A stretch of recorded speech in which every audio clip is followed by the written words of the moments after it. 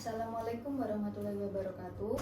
Perkenalkan, nama saya Balkis Agita Yuwasnara dengan NPM 227001110.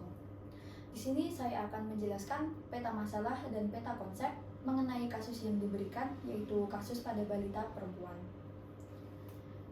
Pada peta masalah ini dijelaskan seorang balita perempuan umur 1 tahun 2 bulan dibawa ibunya ke puskesmas.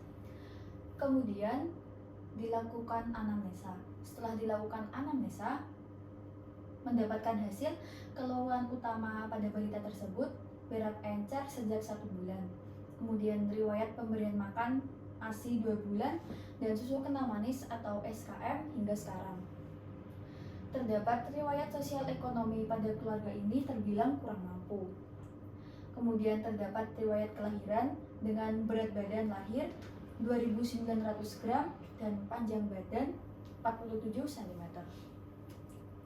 Setelah dilakukan anamnesa, kemudian akan dilakukan pemeriksaan fisik. Setelah dilakukan pemeriksaan fisik, didapat hasil berat badan 5.600 gram, kemudian panjang badan 60 cm, tergolong kurang atau tergolong di bawah normal pada usia balita tersebut. Kemudian juga ditemukan bitot spot pada mata dan edema dorsum pedis dan edema pretibial.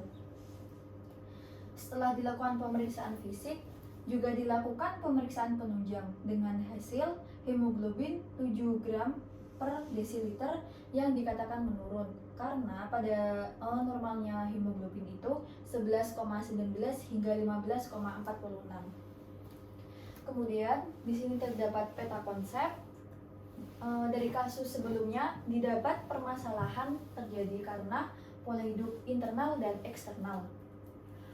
Pola hidup internal itu pada balita tersebut diketahui tidak nafsu makan, sehingga akan menyebabkan kekurangan gizi.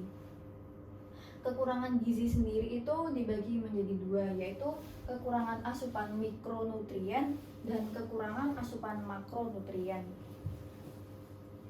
Mikronutrien sendiri itu sangat dibutuhkan sedikit oleh tubuh, namun dia sangat berperan penting. Kekurangan asupan mikronutrien akan menyebabkan kekurangan vitamin A, kekurangan kalsium, dan kekurangan vitamin B12, zat besi, dan asam folat. Di sini dijelaskan kekurangan vitamin A akan menyebabkan bitot spot pada mata.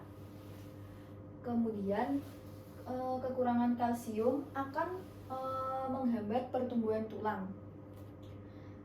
Dan di sini juga kekurangan vitamin B12, zat besi, dan asam folat akan mengakibatkan HB menurun sehingga menyebabkan anemia. Di sini terdapat kekurangan asupan makronutrien. Makronutrien sendiri itu gizi besar yang sangat dibutuhkan oleh tubuh. Komponen dari makronutrien terdapat 3, yaitu karbohidrat, lemak, dan protein. Pada karbohidrat sendiri, karbohidrat itu sangat dibutuhkan oleh tubuh karena karbohidrat itu energi utama yang siap pakai karena dia relatif sangat murah. Contoh dari komponen karbohidrat yaitu nasi, gandum, dan jagung. Dan komponen dari lemak yaitu daging, kelapa, dan kacang-kacangan. Dan komponen dari protein yaitu susu, telur, dan ikan. Kemudian di sini dituliskan ketika karbohidrat sudah habis dipakai oleh tubuh, maka karbohidrat akan digantikan oleh lemak, dan begitu sebaliknya ketika lemak habis akan menggunakan protein. Pada protein sendiri mengandung 60% albumin, sehingga ketika kekurangan gizi maka albumin akan menurun dan juga akan mengakibatkan edema. Edema sendiri itu dibagi menjadi 2, terdapat edema dorsum pedis dan edema pretibial. Pada kasus balita ini terdapat edema dorsum pedis dan edema pretibial, yang mana edema dorsum pedis itu terjadi pada punggung kaki, dan edema pretibial terjadi pada tulang kering. Edema dorsum pedis dan edema pretibial itu merupakan suatu pembekakan di kulit yang ketika ditekan dia akan kembalinya semakin lambat. Kemudian di sini terdapat pola hidup eksternal. Pola hidup eksternal itu merupakan pola hidup yang terjadi di lingkungan luar. Di sini terdapat pola hidup eksternal yang diakibatkan oleh sosial, ekonomi, dan sanitasi, sehingga menyebabkan infeksi yang disebabkan oleh bakteri, virus, dan parasit. Kemudian pengetahuan ibu yang kurang dan SKM atau susu kental manis pengganti ASI. Karena pada balita seumur seperti balita tersebut harusnya diberi eksklusif ASI selama 6 bulan. Kemudian infeksi, pengetahuan ibu kurang, dan SKM pengganti ASI sehingga akan menyebabkan diare. Karena diare itu mengeluarkan banyak cairan atau kehilangan cairan dan elektrolit, maka akan menyebabkan dehidrasi. Kemudian disimpulkan bahwa balita perempuan tersebut pada balita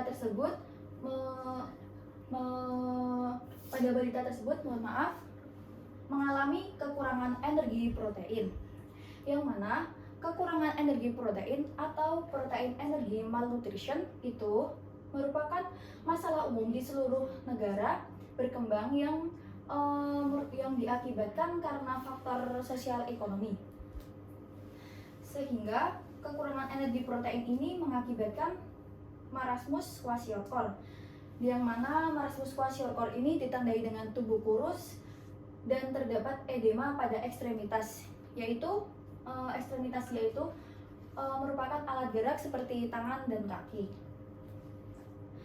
Kemudian dapat dilakukan penata laksanaan, yaitu dengan yang pertama suplementasi mikronutrien, kemudian memperbaiki dehidrasi dengan menggunakan oralit yang telah dimodifikasi dengan mengurangi natrium dan menambah kalsium yang dikenal dengan resonal.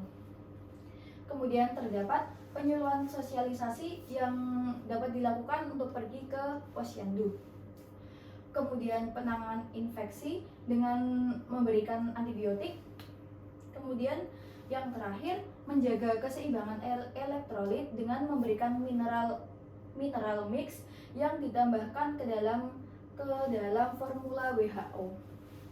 Kemudian di sini juga dijelaskan terdapat BHP dan PHOP.